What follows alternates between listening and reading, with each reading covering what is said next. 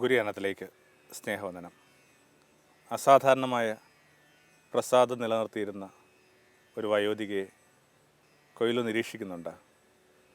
അവളുടെ ആനന്ദത്തിൻ്റെ കാരണം തിരയുമ്പോൾ അവൾ പറഞ്ഞു, എനിക്കൊരു മാജിക് കലണ്ടറുണ്ട്. മാജിക് കലണ്ടറോ? താങ്കൾക്ക് സമയമുണ്ടെങ്കിൽ വരിക, കാട്ടിത്തരാം. എന്നിട്ട് ഒരു പഴയ കലണ്ടർ എടുത്ത് കാട്ടി. ആ ദിവസം ഇതിന് താഴെയായിട്ട് ഒരു കുഞ്ഞു വരി എഴുതിയിട്ടുണ്ട്, ഇന്ന് പോളിയോ പ്രതിരോധത്തിനുള്ള വാക്സിൻ കണ്ടുപിടിച്ച ദിവസം. ഓരോ പുലരിയിലും ആ ദിവസത്തിൻ്റെ പ്രത്യേകത രേഖപ്പെടുത്തിയിട്ടുള്ള കലണ്ടറായത്. അപ്പോൾ എനിക്കതിനെ ഓർത്ത് ഒത്തിരി കാര്യങ്ങൾ ആനന്ദിക്കാനുണ്ട്, കൃതജ്ഞഭരിതമാകാനുണ്ട്. കലണ്ടറിലെ ഓരോ ഓർമ്മകളും നമ്മുടെ ജീവിതത്തോട് ചെയ്തുകൊണ്ടിരിക്കുന്നത് തന്നെയാണ്. നമുക്ക് ആചരിക്കാനും ഓർമ്മിക്കാനും ചിലപ്പോൾ ആഘോഷിക്കാനുമൊക്കെ ചില കാരണങ്ങൾ ഓരോ ദിവസവും കരുതി വെക്കുന്നുണ്ട്. ഒക്ടോബറിലെ കലണ്ടറിൽ അത്ര നിറയെ ഓർമ്മകളുണ്ട്. അതിൽ ഏറ്റവും വിശേഷപ്പെട്ട 2 സ്മൃതികളെ നമ്മൾ ഈ രാവിലേക്ക് കൊണ്ടുവന്നാൽ നല്ലതാണ്. ഒന്ന് നിശ്ചയമായിട്ട് ഒക്ടോബർ 2, ഗാന്ധി. ഗാന്ധി കുറേ കൂടി സജീവമാവേണ്ട ഒരു കാലമാണെന്ന് തോന്നുന്നു. വെടിയേറ്റ് നിലത്ത് വീഴുമ്പോൾ തെറിച്ചു പോയ ഗാന്ധിയുടെ ഒരു കണ്ണടയുണ്ട്. ഒപ്പം നിലച്ചുപോയ ഒരു പോക്കറ്റ് വാച്ചുമുണ്ട്. ആ കണ്ട വെച്ച് ഒരിക്കൽ കൂടി സാമൂഹിക രാഷ്ട്രീയ പശ്ചാത്തലങ്ങൾ വീക്ഷിച്ചാൽ നല്ലതാണ്. ഗാന്ധിയുടെ നിലച്ചുപോയ ആ ഘടികാരത്തിന് ഒന്നുകൂടി ചാവി കൊടുത്താൽ നല്ലതാണ്. ദരിദ്രൻ എന്ന് പറയുന്ന ഒരു ന്യൂക്ലിയസിൻ്റെ ചുറ്റുമായിരുന്നു ഈ മനുഷ്യൻ എപ്പോഴും സഞ്ചരിച്ചുകൊണ്ടിരുന്നത്. ദരിദ്രരായിരുന്നു ഈ മനുഷ്യൻ്റെ ഏറ്റവും വലിയ ആശങ്ക. പ്രതീക്ഷ അവരെക്കുറിച്ച് തന്നെയായിരുന്നു. ഏതൊരു തീരുമാനം എടുക്കുമ്പോൾ ദരിദ്രന് നിരക്കുന്ന തീരുമാനം എടുക്കണമെന്ന് അദ്ദേഹം ശഠിച്ചു. നമുക്കറിയാം, സ്വാതന്ത്ര്യത്തിൻ്റെ ആദ്യ ദിനങ്ങളിൽ തന്നെ ഒരു കാർ ഫാക്ടറി തുടങ്ങുന്നതിനെക്കുറിച്ചുള്ള ആലോചന വരുമ്പോൾ ഗാന്ധി നെഹ്റുവിനെ കാണാനായിട്ടെത്തി. എന്നിട്ട് പറഞ്ഞു, ഇനിയും ഭാരതം കാർ യാത്രകൾക്ക് വേണ്ടി പരുവപ്പെട്ടിട്ടില്ല, ഇത് ഇനിയും കാൽനടക്കാരുടെ ദേശമാണ്, അതുകൊണ്ട് നമുക്ക് ഒരു സൈക്കിൾ ഫാക്ടറിയിൽ നിന്ന് ആരംഭിക്കാം. എന്നിട്ട് കാര്യമായ ഈശ്വരസങ്കല്പമോ മതാചാരങ്ങളോ ഇല്ലാത്ത നെഹ്റുവിനോട് ഗാന്ധി പറഞ്ഞു, എന്തൊരു തീരുമാനം എടുക്കുന്നതിനും അല്ലെങ്കിൽ ഏതൊരു തീരുമാനം എടുക്കുന്നതിനേക്കാൾ മുമ്പേയും ഒരു ദിവസം ഉപവാസം ചിലവഴിക്കണം. എന്നിട്ട് സ്വന്തം മനസ്സിനോട് ചോദിക്കണം, എൻ്റെ ഈ പ്രത്യേക തീരുമാനം കൊണ്ട് എനിക്ക് ചുറ്റുമുള്ള ദരിദ്രർക്ക് എന്താണ് പ്രയോജനം? നിശ്ചയമായിട്ടും അങ്ങനെ ഉപവാസം നെഹ്റു അനുഷ്ഠിച്ചിട്ടുണ്ടാവും. എന്തായാലും നെഹ്റു കാർ ഫാക്ടറി തുടങ്ങിയില്ല. അദ്ദേഹത്തിൻ്റെ ഒരു പേരക്കുട്ടിയായിരുന്നു പിന്നീട് ആ കാർ ഫാക്ടറി ആരംഭിച്ചത്. അപ്പോൾ ഏതൊരു തീരുമാനത്തിൻ്റെ മുമ്പിലും സാമൂഹ്യ രാഷ്ട്രീയ ചിന്തകളിലൊക്കെ നമ്മൾ കൊണ്ടു നടക്കേണ്ട മാനദണ്ഡം അതാണ്. ഈ തീരുമാനത്തിൽ ദരിദ്രമായിട്ട് എന്താ പ്രാധാന്യം? മതത്തിലേക്ക് വരുമ്പോൾ, ആത്മീയയിലേക്ക് വരുമ്പോൾ 4-ാം തീയതി അസീസിലെ ഫ്രാൻസിസ് പുഞ്ചിരിച്ച് നിൽക്കുന്നു. ഞാൻ വിചാരിക്കുന്നു, ഇത്തരം ഓർമ്മകൾ സജീവമായിട്ട് നിലനിർത്തേണ്ടതാണ്. പണ്ടൊരിക്കൽ എൻ്റെ ഒരു സ്നേഹിതന് കിട്ടിയ മുറി വളരെ അറിയപ്പെടുന്ന ഒരു എഴുത്തുകാരൻ്റെ മുറിയായിരുന്നു. ആ ആളുടെ ഭിത്തിയിൽ, ലോഡ്ജിലെ മുറിയാണ്, പക്ഷേ ആ ഭിത്തിയിൽ ഇയാളുടെ പറ്റുവരവുകളും ചെറിയ ചെറിയ കണക്കുകളും ഒക്കെ ഇയാളിങ്ങനെ പെൻസിലുകൊണ്ട് എഴുതിയിട്ടുണ്ടായിരുന്നു. ലോഡ്ജിന് കുമ്മായം പൂശേണ്ട, വൈറ്റ് വാഷ് ചെയ്യേണ്ട സമയം വന്നപ്പോൾ ഈ സ്നേഹിതൻ ആ പണിക്കാരോട് ശഠിച്ചു, അയാൾ എഴുതിയ ചെറിയ കുറിപ്പുകൾ, ചെറിയ കണക്കുകൾ, ഭിത്തിയിൽ കോറിയിട്ട കാര്യങ്ങളൊന്നും നിങ്ങൾ വെള്ളമായ്ച്ച് കളയരുത്. ചില ഓർമ്മകൾ സജീവമായിട്ട് നിലനിർത്തുമ്പോൾ നമ്മുടെ ജീവിതത്തിന് കുറേ കൂടി കുലീനത ഉണ്ടാകുന്നു. രാഷ്ട്രീയത്തിലും സാമൂഹ്യശാസ്ത്രത്തിലുമൊക്കെ ഗാന്ധിയും ആത്മീയ മതവിചാരങ്ങളിൽ അസീസിലെ ഫ്രാൻസുമൊക്കെ കുറേ കൂടി സജീവരായിട്ട് നിൽക്കുമായിരുന്നെങ്കിൽ കാര്യങ്ങൾക്ക് എന്തുമാത്രം ഭേദമുണ്ടായേനെ, എന്തുമാത്രം വ്യത്യാസമുണ്ടായേനെ. ദാരിദ്ര്യത്തിലേക്കായിരുന്നു ഇവരൊക്കെ വിരൽ ചൂണ്ടിക്കൊണ്ടിരുന്നത്. ദാരിദ്ര്യത്തെ മണവാട്ടി എന്നായിരുന്നു ഈ മനുഷ്യൻ വിളിച്ചുകൊണ്ടിരുന്നത്. കസൻ സാക്സിൻ്റെ പുസ്തകത്തിൽ യേശുവിൻ്റെ വിധവ എന്നൊക്കെ പേരിലാണ് ഈ ദാരിദ്ര്യത്തെ ഫ്രാൻസ് അഭിസംബോധന ചെയ്യുക. യേശുവിന് ശേഷം ആ വിധവയായി ഇപ്പോൾ ഒരു സ്ത്രീ അലഞ്ഞു നടക്കുക. എനിക്ക് തോന്നുന്നു അതിനകത്ത് വല്ലാത്തൊരു സറ്റയറുണ്ട്. യേശുവിന് ശേഷം അവൻ ജീവിച്ച, അവൻ ആചരിച്ച, അവൻ ആഭിമുഖ്യം പുലർത്തിയ, അവൻ ആരിലേക്ക് ശ്രദ്ധ കേന്ദ്രീകരിച്ചോ ആ ദാരിദ്ര്യമെന്ന് പറയുന്ന ഒരു ആശയം, മൂർത്തമായും അമൂർത്തമായിട്ടും ഒക്കെ ഉള്ള ഒരാശയം ഇങ്ങനെ വല്ലാതെ അലയുന്നുണ്ട്. ഒരു അഭയമോ സ്നേഹിതവും ഇല്ലാതെ. 13-ാം നൂറ്റാണ്ടിൽ അസീസിലെ ഫ്രാൻസിസ് ആയിരുന്നു ആ വിധവയെ കണ്ടെത്തി ഒരു പരിണയത്തിന് തയ്യാറായത്. അങ്ങനെയൊക്കെയാണ് കസൻ സാക്കിസ് ആ പുസ്തകത്തിൻ്റെ പേര് തന്നെ ഗോഡ്സ് പവർ എന്ന ദൈവത്തിൻ്റെ ദരിദ്രം എന്ന് പറയുന്ന പുസ്തകത്തിൽ അടയാളപ്പെടുത്തുക. ഫ്രാൻസിനെ കുറിച്ച് ഒത്തിരി കഥകളുണ്ട്. അതിൽ ഏറ്റവും വിശേഷപ്പെട്ട കഥയായിട്ട് എനിക്ക് തോന്നുന്നത്, മരിക്കുന്നതിന് മുമ്പായിട്ട് ഈ മനുഷ്യൻ ഉണർത്തിയൊരാവശ്യമാണ്. ക്ലാരക്ക് ഒരേ കാലത്ത് ഇങ്ങനെ വളരെ സുഖകരമായ ജീവിതത്തിൽ നിന്നൊക്കെ വഴിമാറി ഈ പറഞ്ഞ നിസ്സരുടെ വഴി സ്വീകരിച്ച, ലാളിത്യത്തിൻ്റെ വഴി സ്വീകരിച്ച മനുഷ്യരായിരുന്നല്ലോ, ചങ്ങാതിമാരായിരുന്നല്ലോ അവരിരുവരും. മരിക്കുന്നതിന് മുമ്പായിട്ട് സിൽവസ്റ്റർ അച്ഛനോട് ആവശ്യപ്പെടുകയാണ്, അല്ലെങ്കിൽ സിൽവസ്റ്റർ അച്ഛൻ വഴി ഒരു കത്ത് കൊടുത്ത് വിടുക. ആ കത്ത് ക്ലാര ഇങ്ങനെ നിറമിഴിയോടാണ് വായിക്കുന്നത്. ക്ലാര, നീ കണ്ടുമുട്ടുന്ന യാചകരിൽ നിന്നൊക്കെ എനിക്ക് വേണ്ടി ഒരു തുണിക്കഷ്ണം യാചിച്ചു വാങ്ങണം, എന്നിട്ട് അതെല്ലാം ചേർത്ത് ഉന്നി എനിക്ക് വേണ്ടി ഉടുപ്പ് തയ്പ്പിച്ചു തരണം.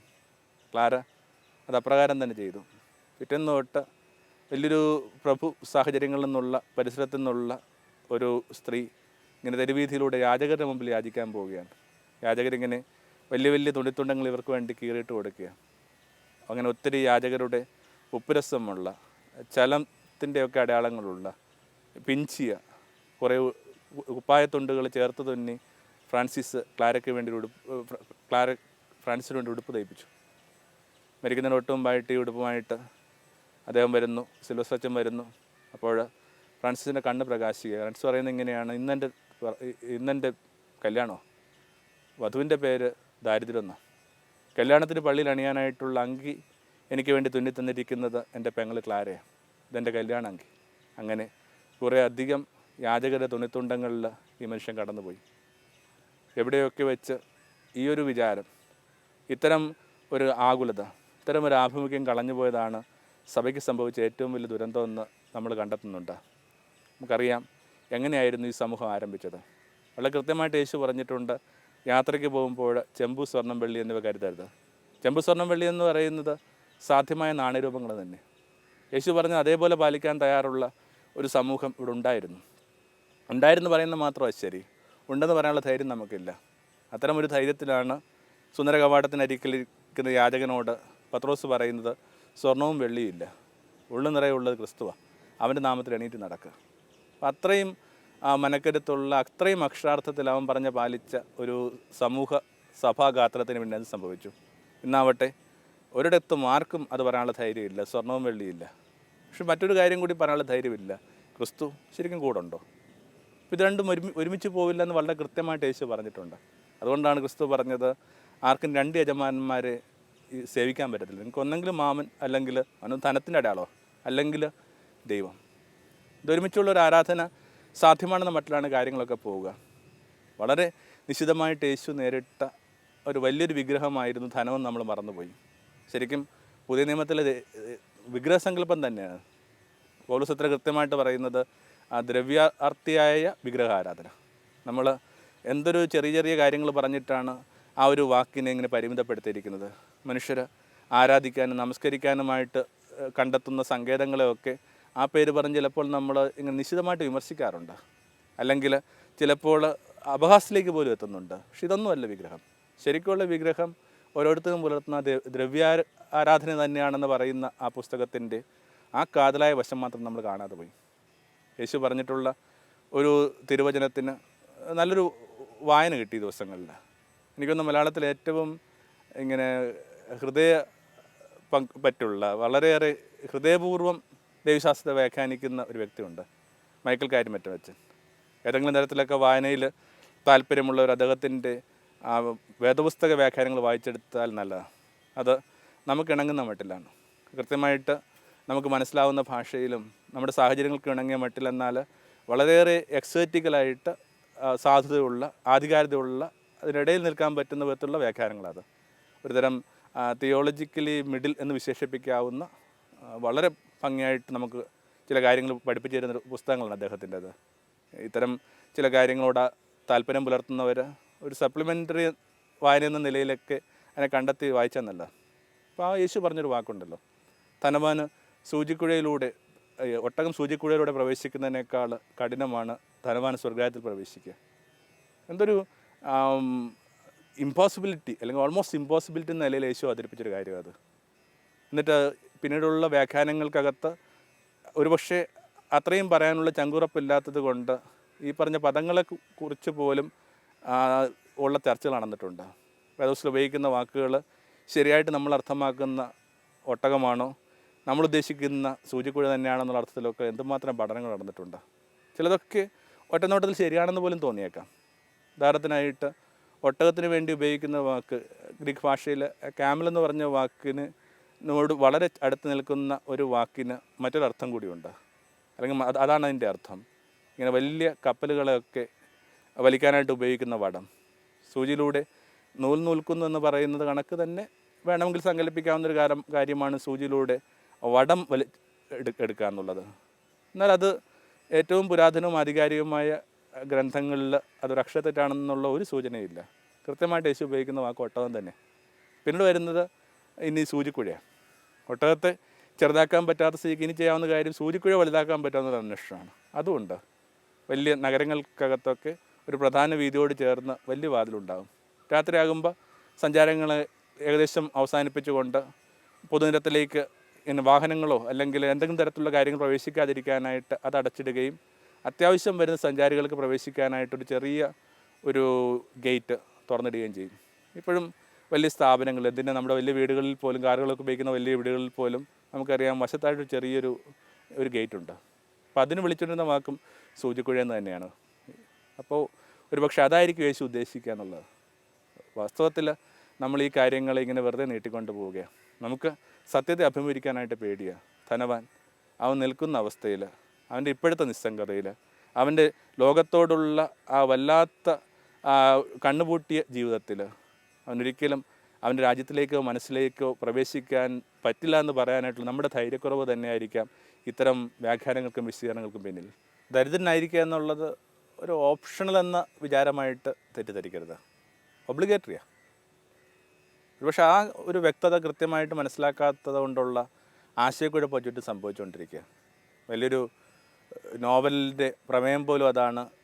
യേശുവിൻ്റെ കൈവശം മടിശീല ഉണ്ടോ ഇല്ല എന്നുള്ള. മടിശീലയെക്കുറിച്ചുള്ള പരാമർശങ്ങളൊക്കെ വേദോസ്തു വരുന്നുണ്ടല്ലോ. ഓർക്കുമ്പോൾ വളരെ സില്ലിയായിട്ടുള്ളൊരു ചർച്ചയായിട്ട് തോന്നും. പക്ഷേ ആ ഒരൊറ്റ വിചാരം ഉണ്ടാക്കുന്ന വ്യത്യാസം അതാണ്. യേശുവിൻ്റെ കൈവശം മടിശീല ഇല്ലെന്ന് കരുതി കഴിഞ്ഞാൽ പിന്നെ ജീവിതം ഇതൊന്നുമല്ല. ആർക്കും തങ്ങൾ ആചരിച്ചുകൊണ്ടിരിക്കുന്ന ആ പഴയ ജീവിതവുമായിട്ട് അധികാലം മുമ്പോട്ട് പോകാൻ പറ്റത്തില്ല. അതുണ്ടെന്ന് നിങ്ങൾ വിചാരിച്ചു തുടങ്ങിക്കഴിയുമ്പോൾ സ്വാഭാവികമായിട്ട് ഇതിനകത്ത് കുഴപ്പമില്ലെന്ന മട്ടിൽ ഈ കാര്യങ്ങൾ കുറേ കൂടി മുമ്പോട്ട് പോകാൻ താല്പര്യമുള്ള, ആദർശമുള്ള ആ ചെറുപ്പക്കാർക്കോ താമസന്മാർക്കോ വേണ്ടിയുള്ളതാണ് നിങ്ങൾ തെറ്റിദ്ധരിക്കുകയും ചെയ്യും. അപ്പോൾ ആ ഒരു ഒബ്ലിഗേറ്ററി എന്ന് പറയുന്നൊരു തലത്തിൽ, കാരണം സുവിശേഷം ഇങ്ങനൊരു കൽപ്പനയാണെങ്കിൽ സുവിശേഷവുമായി ബന്ധപ്പെട്ട വിചാരങ്ങൾ ആദർശ വിചാരങ്ങളല്ല. അപ്പോൾ അവിടെ ദരിദ്രനോട് എന്ത് ചെയ്യുന്നു, ദരിദ്രന് വേണ്ടി എന്ത് ചെയ്യുന്നു, ദാരിദ്ര്യം നിലനിർത്താനായിട്ട് എന്ത് ചെയ്യുന്നു തുടങ്ങിയ ഘടകങ്ങൾ വളരെ പ്രധാനപ്പെട്ട കഥകളിലൊക്കെ യേശു അതിനെക്കുറിച്ച് മാത്രമാണ് പറയുന്നത്. എപ്പോഴും ഒരു കാര്യം കൂടി മനസ്സിലാക്കുക എന്നല്ലാണ്, ഇതൊക്കെ പറയാനായിട്ട് ലോകത്തെ ഏറ്റവും അവകാശമുള്ള മനുഷ്യരാണ് നമ്മളീ പരാമർശിക്കുന്ന എല്ലാ മനുഷ്യരും. ഇങ്ങനെ ഗാന്ധി ആയാലും സിസില ഫ്രാൻസിസ് ആയാലും പിന്നെ ക്രിസ്തുവിനെക്കുറിച്ച് തർക്കമൊന്നുമില്ലല്ലോ. ഈ ഭൂമിക്ക് മീതെയായിട്ട് ഒന്നും ഇങ്ങനെ ശേഖരിക്കാത്തൊരു മനുഷ്യൻ.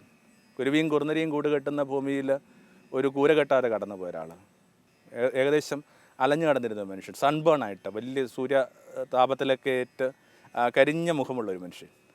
എല്ലാം കഴിഞ്ഞിട്ട് കുരിശിൽ നിലവിളിച്ച് മരിച്ച, നമ്മുടെ ഭാഷയിൽ ക്യാപിറ്റൽ പണിഷ്മെൻറ്റ് വിധേയപ്പെട്ട, നമ്മൾ അതിനുവേണ്ടിയൊക്കെയാണ് ഇപ്പോൾ പലപ്പോഴും പറഞ്ഞുകൊണ്ടിരിക്കുന്നത്. എന്തുകൊണ്ട് അയാൾക്ക് തൂക്കുമരം കൊടുത്തില്ലെന്നാണ് നമ്മുടെ പ്രശ്നം. അപ്പം അങ്ങനെയാണെങ്കിൽ ആ തൂക്കുമരത്തിലേക്ക് കയറിയ ഒരു മനുഷ്യൻ, ഒടുവിൽ മറ്റാരുടെയോ കല്ലറയിൽ കിടക്കേണ്ടി വന്നൊരു മനുഷ്യൻ, ഒരങ്കിലും മണ്ണ് ഈ ഭൂമിക്ക് മീതെ അയാൾ ഉണ്ടാക്കിയിട്ടില്ല. അപ്പോൾ അയാൾക്കത് പറയാനായിട്ട് നല്ല ധൈര്യമുണ്ട്. എനിക്ക് ഈ പറയുന്ന കാര്യങ്ങൾക്കകത്ത് ആവേശം വരുന്നുണ്ടെങ്കിൽ പോലും എനിക്ക് പറയാനുള്ള ധൈര്യമില്ല. കാരണം ഞാൻ നിൽക്കുന്ന തട്ടകം അത്ര മോശപ്പെട്ട തട്ടമല്ല. ഭേദപ്പെട്ട സാഹചര്യങ്ങളുണ്ട്, സ്വന്തമായിട്ട് ഒരു മുറിയുണ്ട്, അല്ലെങ്കിൽ ചങ്ങാതിമാരുണ്ട്. അപ്പോൾ ദൈവത്തിൻ്റെ ദരിദ്രം എന്ന് പറയുന്നൊരു പ്രത്യേക ഗണത്തിൽ ഇനിയും ഞാൻ പ്രവേശിച്ചിട്ടില്ല. അനാമി ഓഫ് യാവേ എന്ന് പറഞ്ഞ സങ്കല്പമുണ്ട്. ദൈവം മാത്രം ആശ്രയമായിട്ടുള്ള മനുഷ്യർ. കാരണം ആംസ്ട്രോങ് നിരീക്ഷിക്കുന്ന കണക്ക് ഒരാൾ ഒന്നും വേണ്ട, ആരും വേണ്ടാന്ന് തീരുമാനിക്കുന്ന നിമിഷം തൊട്ട് അയാൾ ദേവാലയത്തിലാണ്. നിർഭാഗ്യവശാൽ ഞാൻ ഇനിയും ദേവാലയത്തിലേക്ക് പ്രവേശിച്ചിട്ടില്ല. എന്നാലും അതൊന്നും നമ്മുടെ ചില ആകുലതകൾ പങ്കുവയ്ക്കാനായിട്ട് തടസ്സമാവില്ല എന്നൊരു കാരണം കൊണ്ട് മാത്രം, അങ്ങനെ ഒരു സ്വയയുക്തി കൊണ്ട് മാത്രം ചില കാര്യങ്ങൾ പറയുകയാണ്. അപ്പോൾ ഇത്രയും ദാരിദ്ര്യത്തിന് വേണ്ടി നിലനിന്നൊരു മനുഷ്യൻ പറഞ്ഞ എല്ലാ കഥകളും പറഞ്ഞിരുന്നത് ധനവുമായി ബന്ധപ്പെട്ട അപകടം. ഒരു 3 കഥകളെങ്കിലും നിശ്ചയമായിട്ടും നിങ്ങളുടെ മനസ്സിലൂടെ വരും. ഒന്നിങ്ങനെ കളപ്പുരകൾ വിസ്തൃതമാക്കിയ മനുഷ്യൻ്റെ കഥയാണ്. ഇത്തവണ എനിക്ക് നല്ല കൊയ്ത്തുണ്ട്, ഞാൻ എൻ്റെ കളപ്പുരകൾ വിസ്തൃതമാക്കിയിരിക്കുന്നു, ഞാൻ എൻ്റെ പ്രാണനോട് പറയും ഇനി നീ ആനന്ദിക്കുക, സന്തോഷിക്കുക, മദ്യപിക്കുക, എന്തൊക്കെയോ കുടിക്കുക എന്നൊക്കെ ഒത്തിരി കാര്യങ്ങൾ അതിനകത്ത് പറയുന്നുണ്ടാകും. മദ്യപനായിരിക്കാം. ഇങ്ങനെ ഓരോ കാര്യങ്ങളിൽ ഏർപ്പെടുന്ന ഒരു പ്രത്യേക ഘട്ടത്തിൽ ഇങ്ങനെ വളരെ സാച്ചുറേറ്റഡ് ആയിട്ട് കരുതുന്ന മനുഷ്യരുണ്ടല്ലോ, ശേഖരിക്കാന്നുള്ളതൊക്കെ ശേഖരിച്ചു ഇനി എന്തെന്നുള്ള മട്ടിൽ ജീവിക്കുന്നവർ. ഞാൻ അവനോട് പറയും, പോഷ, ഈ രാവിലെ ഞാൻ നിൻ്റെ പ്രാണനെ എടുത്തു കഴിഞ്ഞെന്നാൽ നിൻ്റെ വിസ്തൃതമാക്കപ്പെട്ട കളപ്പുരകളോട് എന്ത് കാര്യം? ആരെയും വിളിക്കരുതെന്ന് പഠിപ്പിച്ചൊരു വാക്കാണ് പുതിയ നിയമത്തിൽ ഭോഷ. ഒരാളെയും ഭോഷ എന്ന് വിളിക്കരുതെന്ന് പറയുന്നുണ്ട്. എന്നിട്ടും ഇത്തരമൊരു കഥ പറയുമ്പോൾ യേശു തന്നെ താൻ നമുക്ക് വേണ്ടി കരുതി വെച്ച ആ നിയന്ത്രണം പോലും വേണ്ടെന്ന് വെച്ച് വിളിക്കുന്ന വാക്ക് നോക്കൂ, ഭോഷ. കാരണം ഭോഷൻ ആരാണെന്ന് വേദപുസ്തകം പറയുന്നുണ്ട്, സങ്കീർത്തനം പറയുന്നുണ്ട്, ഭോഷൻ വിചാരിക്കുന്നു ദൈവമില്ലെന്ന്. അപ്പോൾ തിരുഹൃദയ നടയെ ജീവിച്ചത് കൊണ്ടും കൃത്യമായിട്ട് കുടുംബ പ്രാർത്ഥന ചൊല്ലിയത് കൊണ്ടും ഓരോ വർഷം ഏതെങ്കിലുമൊക്കെ ഇടത്ത് ധ്യാനത്തിന് പോയത് കൊണ്ടുമൊക്കെ ഒരാളിങ്ങനെ ദൈവമുള്ള ഒരാളാണ് തെറ്റിദ്ധരിക്കേണ്ട കാര്യമൊന്നുമില്ല. ദൈവം ഉണ്ടെന്നുള്ളതിൻ്റെ എന്താ അടയാളമുള്ളത്? ദൈവത്തിൽ എന്താ ആശ്രയബോധമുള്ളത്? സ്വന്തം കാര്യങ്ങൾ തനിക്ക് വേണ്ടി നിശ്ചയപ്പെടുത്തിയെന്ന് ഹുങ്ക് പറയുന്ന ഒരാൾക്ക് ദൈവത്തെ ശരിക്കും ആവശ്യമുണ്ടോ? ശരിക്കും ദൈവം അയാൾക്ക് വേണ്ടിയുള്ളതാണോ? എന്നിടയിൽ ചോദിക്കുന്ന വല്ലാത്തൊരു ചോദ്യമുണ്ട്. ഇതിനിടയിൽ നിൻ്റെ പ്രാണൻ ഞാൻ എടുത്തു കഴിഞ്ഞാൽ എന്നാ ചെയ്യും? പ്രാണൻ എന്ന് പറയുമ്പോൾ നമ്മൾ വിചാരിക്കും ഒരു പക്ഷേ പെട്ടെന്നിങ്ങനെ ഉറങ്ങിയിട്ട് രാത്രി ഉണരാതെ പോകുന്നൊരു സംഭവമായിരിക്കുന്നു. അല്ല, ഓരോ നിമിഷവും പ്രാണൻ എടുത്ത് മാറ്റുന്നുണ്ട്. പ്രാണൻ എന്ന് പറയുന്നത് ജീവിതയോഗ്യമായ ഘടകങ്ങളാണ്. നിങ്ങളിങ്ങനെ ഓരോരോ കാര്യങ്ങൾക്ക് വേണ്ടി ശേഖരിക്കാനൊക്കെ അലയുന്നതിനിടയിൽ നിങ്ങളുടെ കുഞ്ഞുങ്ങളുടെ കാര്യത്തിൽ ശ്രദ്ധയില്ലാതെ പോവുകയും അവരൊരു പക്ഷേ മയക്കുമരുന്നിനോ ഒരു പക്ഷേ നമുക്ക് വിചാരിക്കാനാവാത്ത കുലീനം ഇതില്ലാത്ത അടുപ്പങ്ങളിലോട്ടൊക്കെ വഴുതിപ്പോയി കഴിഞ്ഞെന്നാൽ നമ്മുടെ കളപ്പുരകൾ എന്താ കാര്യം? ഇല്ലെങ്കിൽ അങ്ങോട്ടും ഇങ്ങോട്ടും ശ്രദ്ധിക്കാൻ പറ്റാതെ നിങ്ങളുടെ പങ്കാളികളിൽ ഒരാൾ പതുക്കെ ഈ വീടിന് പുറത്തേക്ക് തൻ്റെ സങ്കല്പങ്ങളെ പാളിച്ചാൽ ശേഖരിച്ചതുകൊണ്ട് എന്താ കാര്യം? ഇതെല്ലാം കഴിയുമ്പോൾ ഈ വീടിനകത്തൊരു മനസ്സമാധാനവും തൃപ്തിയും അങ്ങോട്ടും ഇങ്ങോട്ടും ഒരാദരവും കണക്ക് പറച്ചിലുകളല്ലാതെ ഒരു ഭാഷണവും ഇല്ലാതെ പോയി കഴിഞ്ഞാൽ ഈ കളപ്പുരകൾ എന്താ കാര്യം? വളരെ കഠിനമായൊരനുഭവമുണ്ട്. ഇപ്പോൾ ഈ ധനം എല്ലാം തരുന്നു എന്നുള്ളൊരു തെറ്റിദ്ധാരണ ആദ്യം മാറ്റേണ്ടത്. ധനം കൊണ്ട് പണ്ടൊക്കെ നമ്മൾ വായിച്ച് കേൾക്കുന്ന കണക്ക് ധനം കൊണ്ട് നിങ്ങൾക്ക് കിടക്ക വാങ്ങാം, പക്ഷെ ഉറക്കം വാങ്ങാൻ പറ്റത്തില്ല. ധനം കൊണ്ട് നിങ്ങൾക്ക് ഈ നാട്ടിൽ ഏതൊരു വലിയ ഹോട്ടലിലും പോയി ഭക്ഷണം കഴിക്കാൻ നിൽക്കാം, പക്ഷെ വിശപ്പ് കിട്ടില്ല. അപ്പോൾ ധനത്തിന് നൽകാനാവാത്ത ചില കാര്യങ്ങളുണ്ടെന്നുള്ള ഒരു ധാരണയെക്കുറിച്ചാണ് ഒന്നാമത്തിനകത്ത് യേശു പറയുന്നത്. രണ്ടാമത്തത് വളരെയേറെ തെറ്റിദ്ധരിക്കപ്പെടാവുന്നൊരു ഭാഗം കിടപ്പുണ്ട്. ഒരാളെ ഇങ്ങനെ കാര്യസ്ഥാനത്തുനിന്ന് അയാളുടെ കൈവശമുള്ള ചില കൈപ്പിഴകളുടെ പേരിൽ പറഞ്ഞു വിടാൻ വേണ്ടി യജമാനൻ തീരുമാനിച്ചു. അപ്പം അതിന് മുമ്പായിട്ട് ഈ മനുഷ്യൻ ചെയ്യുന്നൊരു കാര്യമുണ്ട്. ഒത്തിരി കടങ്ങൾ മുതലാളിക്കുണ്ടായിരുന്നു, അല്ലെങ്കിൽ മുതലാളിയോട് വീട്ടേണ്ട ഒത്തിരി കടങ്ങൾ ദേശക്കാർക്കുണ്ടായിരുന്നു. ഓരോരുത്തരെയും വിളിച്ചിട്ട് അവരുടെ കടങ്ങൾ ഇളവിക്കൊണ്ടിരിക്കുക. എന്നിട്ട് യേശു പറയുന്നത് ഇങ്ങനെയാണ്, ഒടുവിൽ മുതലാളി ഈ മനുഷ്യനെ പറഞ്ഞു വിട്ട് കഴിയുമ്പോൾ ഈ പറഞ്ഞ മനുഷ്യർ തങ്ങളുടെ ഭവനത്തിൽ ഇയാളെ സ്വീകരിക്കും. അതുകൊണ്ട് അധാർമിക ധനം കൊണ്ട് ഇങ്ങനെ നിലനിൽക്കുന്ന സ്നേഹിതരെ സമ്പാദിച്ചോളാനാണ് പറയുക. ഏതെങ്കിലും തരത്തിൽ ഈ മനുഷ്യൻ കാണിച്ച ആ ഡിപ്ലോമസി, ഈ മനുഷ്യൻ കാണിച്ച കൗശലത്തുള്ള വാഴ്ത്തല്ല. ധനം കൊണ്ട് ചെയ്യാവുന്നൊരു കുഞ്ഞു കാര്യമുണ്ട്. അതിങ്ങനെ ആരുടെയും ധനം എടുത്തല്ല, അവനവൻ ആർജിച്ച് ധനം കൊണ്ട് ചെയ്യാവുന്ന കുഞ്ഞു കാര്യമുണ്ട്, സ്നേഹിതരെ സമ്പാദിക്കുക. സ്നേഹിതരെന്ന് പറയുന്നത് ദരിദ്രർ. നമുക്ക് ഇൻവെസ്റ്റ് ചെയ്യാവുന്ന ഏറ്റവും നല്ല ഇടമെന്ന് പറയുന്നത് ദരിദ്രർ. അതുകൊണ്ടൊക്കെയാണ് മരുഭൂമിയിലെ പിതാക്കന്മാർ യേശു പറഞ്ഞൊരു വാക്കുണ്ടല്ലോ, നിങ്ങൾ സദാ പ്രാർത്ഥിക്കുക. സദാ പ്രാർത്ഥിക്കുക എന്നുള്ള വാക്ക് അവർ വ്യാഖ്യാനിച്ചിരുന്നത് ഈ ദരിദ്രരെ സഹായിക്കുക എന്നുള്ളതാണ്. കാരണം നമ്മൾ ഉറങ്ങുമ്പോഴും അവർ നമുക്ക് വേണ്ടി പ്രാർത്ഥിച്ചിട്ടുണ്ടാകും. ഏതെങ്കിലും കുട്ടി ജയിക്കുമ്പോൾ മനസ്സിൽ വിചാരിക്കും, ദൈവമേ അയാൾ ഫീസ് നൽകിയത് കൊണ്ടാണ്, അല്ലെങ്കിൽ സ്വന്തം കയ്യിൽ ഇട്ട അവൾ നൽകിയ മോതിരം പണയം വെക്കാതെ സ്വന്തം ഭാര്യയെ ആദ്യത്തെ പ്രസവത്തിന് ശേഷം ഹോസ്പിറ്റലിലേക്ക് കൊണ്ടുപോകുമ്പോൾ ഒരു ചെറുപ്പക്കാരനും വിചാരിക്കുന്നു, മുതലാളി ഇത്തവണ ഇത്തിരി കുറച്ച് കാശ് വന്നുകൊണ്ട് ഇതൊക്കെ നടന്നത് എന്ന് പറയുന്ന വിധത്തിലെങ്കിലും സരളമായ ചില കാര്യങ്ങൾ ചിന്തിച്ച് തുടങ്ങുന്നത് നല്ലതല്ലേ? അവനവൻ്റെ ധനം കൊണ്ട് എന്ത് ചങ്ങാതിമാരെ നമ്മൾ ശേഖരിച്ചിട്ടുണ്ട്. പിന്നെ ഒടുവിലായിട്ട് ആരും മറക്കാൻ പാടില്ലാത്ത ധനവാൻ്റെയും ലാസറിൻ്റെയും കഥ. ധനവാൻ്റെയും ലാസറിൻ്റെയും കഥക്കകത്ത് ശ്രദ്ധിക്കണം, പേരിട്ടിരിക്കുന്നത് ധനവാനല്ല, അതിൽ ദരിദ്രനാണ്. നമ്മുടെ മനസ്സിൽ വാസ്തവത്തിൽ പേരുള്ള ധനികർക്ക് വേണ്ടി മാത്രമോ? ദരിദ്രർക്ക് പേരില്ല. ചെറിയ ചെറിയ പണികളിൽ ഏർപ്പെടുന്നവർ, അല്ലെങ്കിൽ ഏതെങ്കിലും തരത്തിലൊക്കെ ഒരു വീട്ടുവിലക്ക് നിൽക്കുന്നവർ, പത്രം കൊണ്ടുവരുന്ന ഒരാൾ, എന്തിന് പോസ്റ്റ് കൊണ്ടുവരുന്ന ഒരാൾ, ആർക്കാ ഇവരെ പേരൊക്കെ അറിയാൻ പറ്റുന്നത്? അപ്പോൾ നമ്മുടെ മനസ്സിൽ വാസ്തവത്തിൽ ദരിദ്രർക്കാണ് പേരില്ലാത്തത്, ധനികർക്ക് പേരുണ്ട്. ആ ദേശത്ത് ഇന്നൊരാളുണ്ട്, ഇന്നൊരു കെയർ ഫാക്ടറി മുതലാളിയുണ്ട്, അല്ലെങ്കിൽ ഇന്നൊരു എക്സ്പോർട്ടറുണ്ട് എന്നൊക്കെ പറയാൻ പറ്റുന്ന വിധത്തിൽ വലിപ്പമുള്ളതാണ് നമ്മളെ സംബന്ധിച്ചിടത്തോളം അവർ. എന്നാൽ ആ ദൈവത്തിൻ്റെ ഒരു കാഴ്ച എന്ന് പറയണത് എനിക്ക് തോന്നുന്നു ഈ ആരോ ഒരു കവിതയിലൊക്കെ പറയുന്ന കണക്ക് ഈ വവ്വാൽ കാണുന്ന കണക്കാണ്. വവ്വാലിനൊരു പ്രശ്നമുണ്ട്. ഈ പടവളമൊക്കെ തൂങ്ങിക്കിടക്കുന്ന കണക്ക് അതെപ്പോഴും ഇങ്ങനെ തലതിരിഞ്ഞാണ് കിടക്കുന്നത്. അതിൻ്റെ കാഴ്ച തലതിരിഞ്ഞ ഒരു ലോകക്കാഴ്ചയുള്ള ഒരു സംഭവത്തിൻ്റെ പേരായി ദൈവം എന്നൊക്കെ പറയണം. അതുകൊണ്ട് ധനവാന് പേരിടുന്നില്ല, എന്നാൽ ദരിദ്രന് പേരുണ്ട്. ഓർത്താൽ അത് തന്നെയാണ് ശരി. എന്തിനാണ് ധനവാന് പേരിടുന്നത്? എല്ലാ ധനവാന്മാരും ഒരേപോലെ അല്ലേ? ഏത് ധനവാനാണ് ഏതെങ്കിലും തരത്തിൽ തൻ്റെ ചുറ്റുമുള്ള പരിസരത്തോട് ആർദ്രതയോ സഹാനുഭൂതിയോ അല്ലെങ്കിൽ എന്തെങ്കിലും കേൾക്കുമ്പോൾ ഒരു വിഷമമൊക്കെ വരിക. അവരുടെ മുമ്പിലൊക്കെ നമ്മൾ പറയുന്ന ആ സങ്കടങ്ങൾ അവരെത്ര കാലസായിട്ടാണ്, എത്ര നിസ്സംഗതയോടെ കേട്ടുകൊണ്ടിരിക്കുന്നത്. എന്നാൽ ദരിദ്രനെ നോക്കും. അതുകൊണ്ടൊക്കെ ആയിരിക്കണം ഈ ചിത്രം പഠിപ്പിക്കുന്ന ഇടങ്ങളിലൊക്കെ ഒരു പക്ഷേ അവർ കൊടുക്കുന്ന ഒരു ദിവസക്കൂലിയുടെയൊക്കെ പ്രത്യേകം കൊണ്ടായിരിക്കണം എപ്പോഴും ഇരിക്കും ദരിദ്രരായ മനുഷ്യ. അപ്പോൾ അതുമായിട്ട് ബന്ധപ്പെട്ട എൻ്റെ കൂട്ടുകാരൻ പറഞ്ഞ കണക്കാണത് വാസ്തവത്തിൽ വരച്ച് പഠിക്കേണ്ട ദരിദ്രരെ. കാരണം ഓരോ ദരിദ്രനും എന്തൊരു വ്യത്യാസമുള്ള, ധനികർ അത്ര വ്യത്യാസമുള്ളതൊന്നുമല്ല.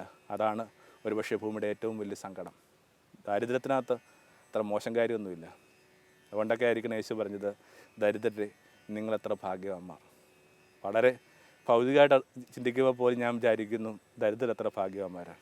ഒരു ദരിദ്രൻ്റെ ഞായറാഴ്ച എടുക്കുക, നല്ലപോലെ പണിത് രാത്രി വന്ന് കിടന്ന് ഒരുപക്ഷെ രാവിലെയൊക്കെ പോയി കുറച്ച് എല്ലും കപ്പയൊക്കെ വാങ്ങി അതെല്ലാം കൂടി ചേർത്ത് ഒരു 11 മണിക്ക് അവരെല്ലാം കൂടി ഇരുന്ന് കാപ്പി കുടിക്കുന്നു.